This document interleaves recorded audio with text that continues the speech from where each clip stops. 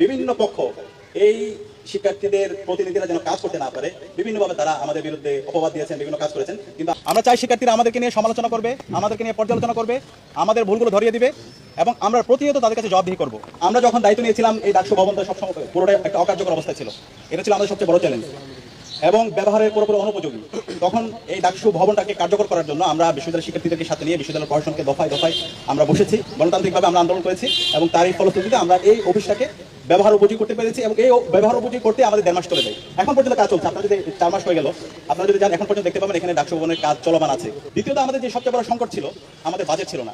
বিশ্ববিদ্যালয়ের যেহেতু দীর্ঘদিন ধরে ডাকসু অকার্যকর ছিল এবং এটাকে অকার্যকর রাখা হয়েছে। আজকে বিশ্ববিদ্যালয়ে 104 বছর আমরা পার করছি, স্বাধীনতার 5 দশক পার হচ্ছে।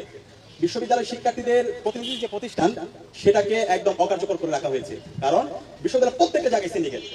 আমরা যখন কোনো কাজ করি আমরা কেউ টাকা নিই না, আমাদেরকে অনেকে অফার করে যে আপনারা টাকা দিচ্ছি আপনি কাজটা করেন। 2 কোটি টাকার কাজ হয়েছে, সম্পূর্ণ তাদের লজিস্টিক সাপোর্ট, তাদের ম্যানেজমেন্ট সবকিছু মাধ্যমে হয়েছে। আমরা তালিকাটা করে দিয়েছি। কেউ বলতে পারবে না আমি কোনো শিক্ষার্থীর অধিকার হরণ করেছি, আমি কোনো শিক্ষার্থীদের জাস্ট আমার যে আদর্শ সেই আদর্শটা আমি চাপিয়ে দিয়েছি।